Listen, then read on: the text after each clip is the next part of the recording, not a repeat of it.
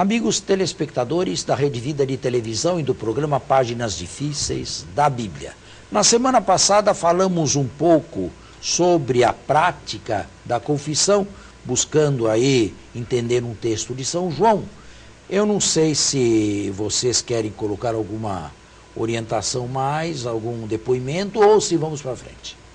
Olha, acho que vale dizer essa questão, eu vou usar esse termo, não é próprio, mas vamos dizer a cultura da confissão, né? Que não está sendo talvez bem aplicada às pessoas. As pessoas não têm essa cultura de entender que aquilo é pecado, não tem exame de consciência.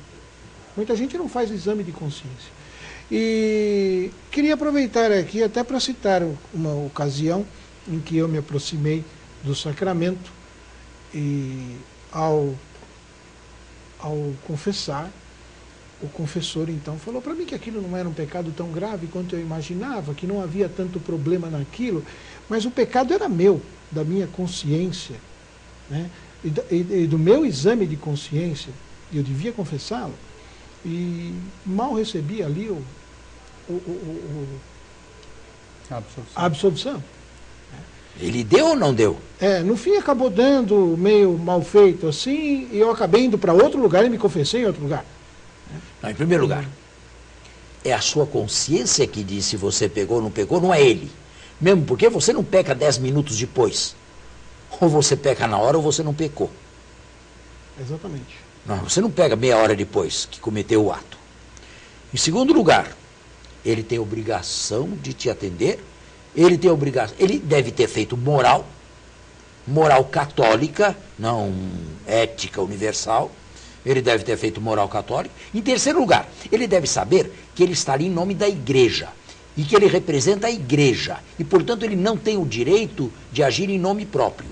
Porque se fosse em nome próprio, se ele estivesse ali apenas em seu próprio nome, você não iria buscá-lo. Certamente. Você foi buscá-lo como ministro de Deus, ministro de Cristo e ministro da igreja.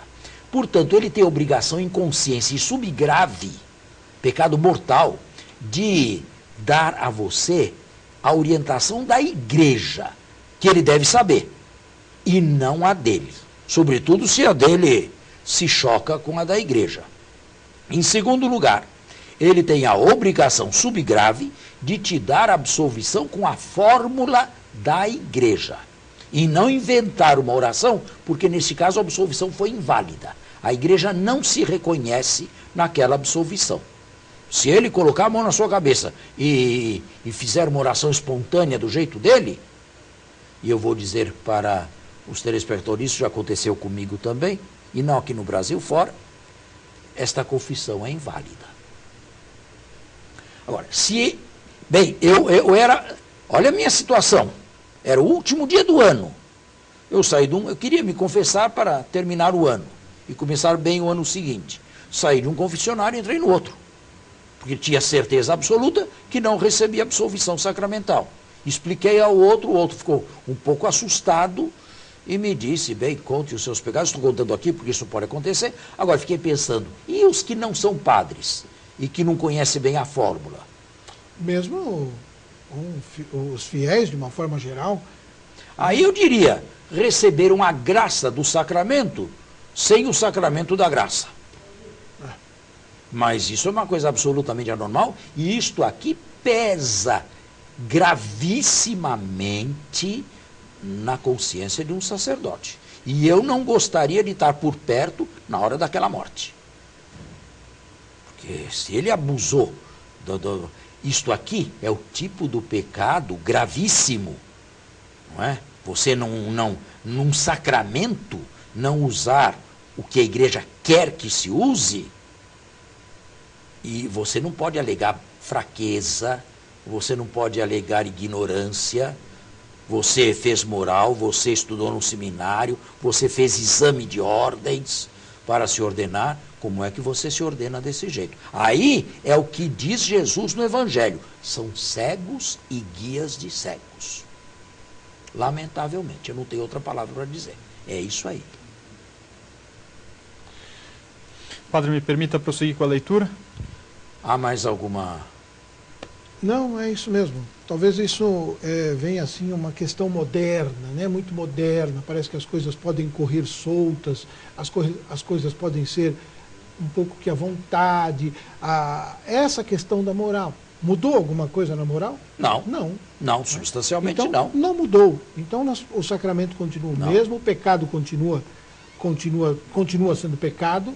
Existe, o povo deve saber, a distinção clássica, não é? Entre o pecado venial, o perdoável por outras maneiras, e aquele que deve ser, pelo qual deve ser buscada a confissão sacramental. O fiel esclarecido deve fazer essa distinção. Mas simplesmente comungar em pecado é o que São Paulo afirma na carta aos Coríntios, devemos levar a sério. Come e bebe a própria condenação. Come e bebe a própria condenação. Certo? Porque o importante não é só que eu comungue, é que o Cristo me comungue também. E que eu esteja em paz e em comunhão com a igreja. Tá? Senão eu não deveria me aproximar da mesa de comunhão. É o que eu disse outro dia, não é? E às vezes me assusta um pouco. Será que todos esses que se levantam e vêm com a mão assim, sabem o que estão fazendo? Têm consciência do que estão fazendo? É que a hóstia é tão pequenininha, não é? O sacramento é tão exíguo que parece que aquilo ali nada é a mesma coisa, não é? Mas isso é falta de fé. Muito bem. Vamos a partir do versículo 24, Ricardo. Então estamos em João, capítulo 20, versículo 24 e seguintes. Um dos 12, Tomé, chamado Dídimo, não estava com eles quando veio Jesus. Os outros discípulos então lhe disseram: Vimos o Senhor.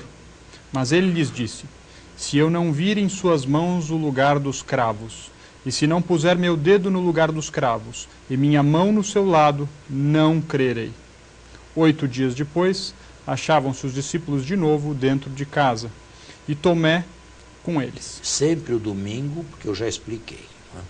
Jesus veio, estando as portas fechadas, pôs-se no meio deles e disse: A paz esteja convosco. Disse depois a Tomé: Põe teu dedo aqui e vê minhas mãos.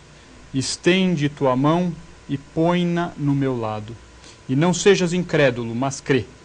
Respondeu-lhe Tomé: Meu Senhor e meu Deus. Bem, eu deixei que o texto todo fosse lido, não interrompi, já expliquei muito, já falei muito sobre a ressurreição. Aqui só gostaria de fazer uma observação. Todos os evangelistas falaram da dúvida, ou trabalharam a dúvida apostólica. Ou seja, os 12 não foram credulões.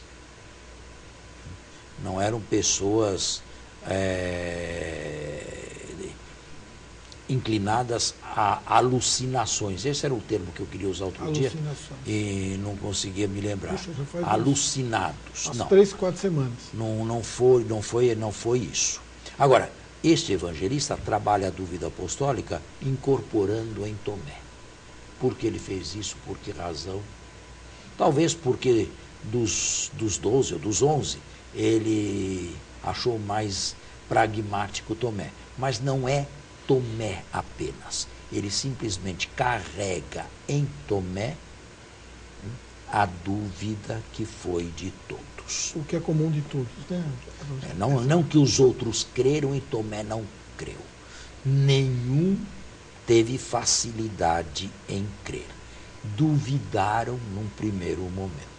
Quer dizer, duvidaram de si mesmo, duvidaram da realidade, embora Jesus se tivesse imposto com toda a força do seu realismo. De tal maneira que exatamente como viram, como tocaram, como conversaram, como dialogaram, nós não podemos imaginar. Agora, padre, este é um problema, não é? Essa falta de fé é um problema extremamente moderno, né? Aí, no caso, não é que Tomé fosse apóstata ou fosse ateu. Ele não cria na ressurreição, mas foram os 12. Quer dizer, o conjunto apostólico que não creu na ressurreição. Não foi apenas Tomé. Tomé representa aí os 11. Mas essa falta de fé de Tomé não se reproduz hoje na nossa sociedade, o senhor acha? Bem, não crer na ressurreição Deve haver, né? Deve haver pessoas que creem em Deus e não creem na imortalidade da alma, numa sobrevida. Se você é impressionante, se você fizer umas tantas perguntas assim fundamentais, dê um papel e lápis. Há muitas pessoas que vão à missa nos nossos domingos. Respondam em poucas linhas, 2 ou 3 perguntas assim. Você vai ficar espantado. Tem gente que vai à missa, mas não crê na imortalidade da alma, ou não crê na ressurreição. Tem gente que aceita plenamente o divórcio. Tem gente que aceita o casamento com pessoas do mesmo sexo. E estão todos ali, ouvindo a palavra de Deus, confessando, comungando. E aqui, padre, será que não está faltando justamente essa evangelização formadora? Essa pesquisa foi feita, eu li nos periódicos aqui na imprensa, foi feita durante as missas aí do Papa Francisco aqui no Brasil. Alguns jovens ali apresentados tinham uma moral completamente diferente daquilo que é a moral. E estavam ali. Tá vendo? Nós temos que sair no intervalo e voltamos. Esta dicotomia de que eu falava, e você também falava, vocês, sobre fé e vida, é uma coisa que existe muito entre nós também, até mesmo entre aqueles que praticam. Sabe, aqui em São Paulo, no município de São Paulo, houve uma estatística, não sei de quanto tempo atrás, e nem sei se ela ainda é válida. A frequência às missas dominicais aqui no município de São Paulo é mais ou menos 300 a 350 mil pessoas. Representativa. Sim, mas no município de São Paulo nós temos 12 milhões. Exato. Ela não representa, 300 mil pessoas não que representa representam aí. 0,5%. Não representa. Pois é. E se você fizer uma pesquisa nesses 300 mil que vão à igreja, vão ver que muita gente tem uma concepção moral ou de aspectos morais, aborto, por exemplo, em determinados casos, etc., que infelizmente não é o que a igreja ensina. Mas, padre, aí nós nós estamos saindo até um pouco fora aqui, né, eu imagino, mas voltamos naquela questão pastoral que falamos há alguns domingos atrás. Isso é uma questão pastoral, né? Não teria que haver. O senhor acha que deveria de haver um empenho maior na questão catequética, evangelizadora da igreja? Sem dúvida, não é?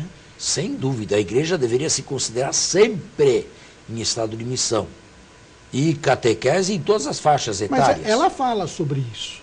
Ela fala sobre isso muito, mas a nossa situação é essa.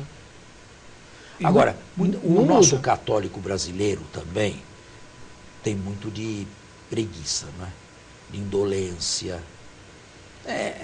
Mas, padre, diante daquilo, quem num domingo de manhã, com chuva e frio, acorda e fala, que maravilha, hoje é domingo, eu vou à missa. Né? Vai pensar, fala, talvez eu não vou agora, eu não vou das 8, eu vou mais tarde um pouco, essa chuva vai passar, eu vou à noite, porque agora eu tenho outras coisas. Isso faz parte um pouco da gente, né? Da nossa maneira de ser.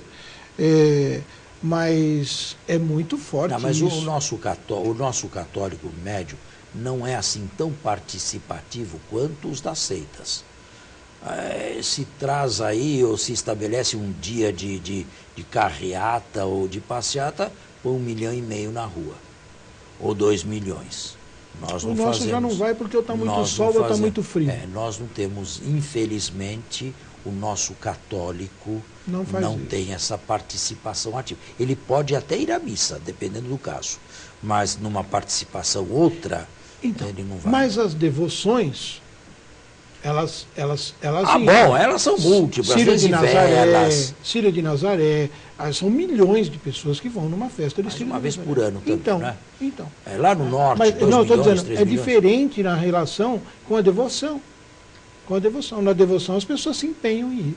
Mas aí fazem a hora que quer, quando quer, do jeito que querem, quantas vezes querem, e não se sentem obrigadas por nenhuma lei. Aquelas que cumprem os preceitos da igreja, os famosos preceitos da igreja, Essas são relativamente poucas. Né? As que fazem jejum e abstinência na sexta-feira santa e na quarta-feira santa. Certa feita o senhor, na quarta-feira da semana. certa feita o senhor comentou aqui sobre a questão que a igreja, ela realmente ia diminuir assim, o número de fiéis. Bom, isso está acontecendo. É isso. Eu gostaria que o senhor lembra dessa fala? Que o senhor colocasse isso de novo, porque acho que tem uma relação. Não é um tema inusual para mim, mas não me lembro quando falei, de que forma falei. O que você gostaria? Não, dizer que é realmente isso, né? Aquelas pessoas que buscam por elas mesmas, ou por elas mesmas, ou por uma direção espiritual, ou por fé mesmo, em Cristo e nos sacramentos, se aproximam, são um número bem reduzido. Nós temos que levar em conta o fenômeno da secularização e da rarefação do ar Deus. O ar Deus é um ar rarefato hoje na nossa sociedade. A maior parte está preocupada com este mundo, com esta vida, com o seu emprego, com o seu dinheiro, com o seu salário, com a sua profissão. Deus é ar rarefeito. Como o oxigênio começa a ser rarefeito depois de uma certa altura, 4, 5 mil metros, assim nós estamos com relação a Deus. O ar Deus é ar Deus no sentido, pelo menos naquele sentido evangélico, de exigências e de insistência, é um ar rarefeito. Exato. E nós três aqui não deixamos de ser 3 milagres, porque somos pessoas que andamos na contramão. A maior parte não caminha, não tem a nossa consciência, não tem os nossos escrúpulos, não tem a nossa prática. O ar da sociedade não é um ar onde se respira a Deus. As casas dos nossos fiéis, muitas delas, não são casas onde existe o oxigênio de Deus. Nem na rua, nem no emprego, nem na profissão, nem entre os amigos, nem entre o lazer e nem na própria família. E que aí? Pena, né, padre? O ar está muito rarefeito. E todos somos vítimas disso e culpados disso também, na medida do nosso desleixo e da nossa falta de cooperação ativa, não é?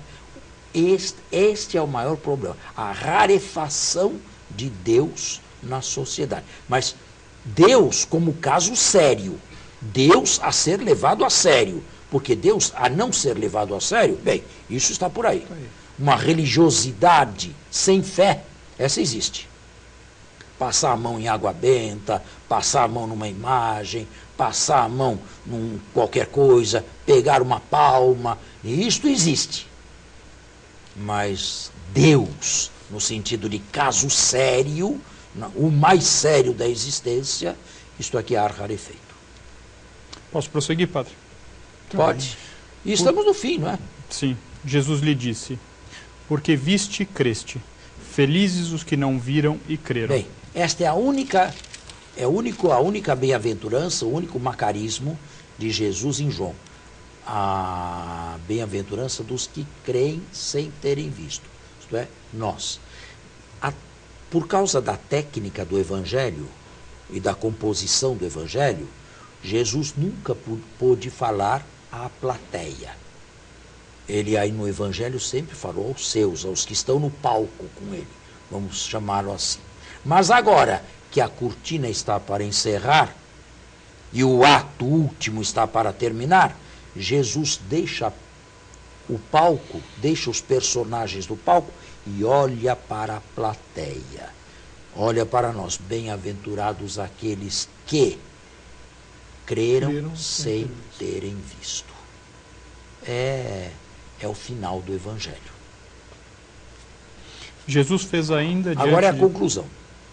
Jesus fez ainda, diante de seus discípulos, muitos outros sinais que não se acham escritos neste livro. Esses, porém, foram escritos para crerdes que Jesus é o Cristo, o Filho de Deus, e para que, crendo, tenhais vida em seu nome. Bem, e este aqui era o final primitivo do Evangelho de João. O capítulo 21, que relata uma antiga aparição às 7 e concentrada depois em Pedro, é um capítulo bem tardio, acrescentado posteriormente ao Evangelho, é o apêndice do Evangelho de João, chamado apêndice. Podemos ler, é canônico sim, mas é um capítulo bem mais tardio. O Evangelho primitivo terminava aí, e o que você acabou de ler é uma bela conclusão. O capítulo 21º, então, seguindo com ele, o primeiro versículo em diante. Depois disso, Jesus manifestou-se novamente aos discípulos às margens do mar de Tiberíades. E parece que aqui neste apêndice vai uma antiga tradição de uma aparição a 7, depois a Cefas.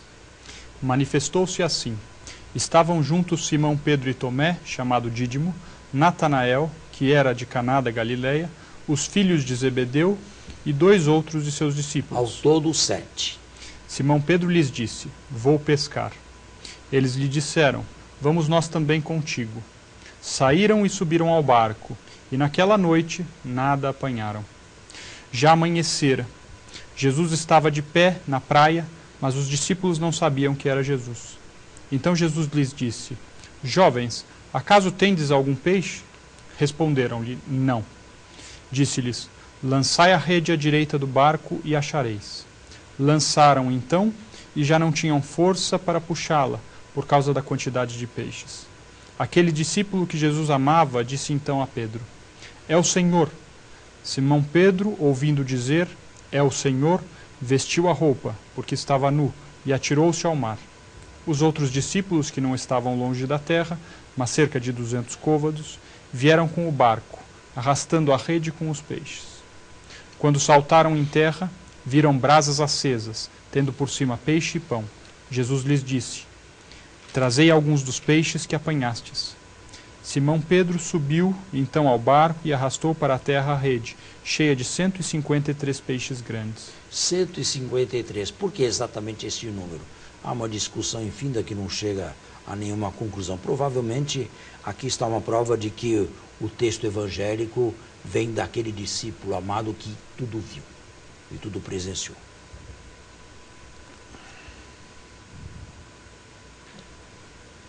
Perdão. Acho que 12, né? Você... Versículo 12. Disse-lhes Jesus: Vinde comer. Nenhum dos discípulos ousava perguntar-lhe: Quem és tu? Porque sabiam que era o Senhor. Jesus aproxima-se, toma o pão e o distribui entre eles. E faz o mesmo com o peixe. Foi esta a terceira vez que Jesus se manifestou aos discípulos, depois de ressuscitado dos mortos. A primeira e a segunda vez tinham já sido narradas no último capítulo do Evangelho Primitivo. Nós estamos com o tempo encerrado, praticamente o texto está lido, o Evangelho praticamente está concluído.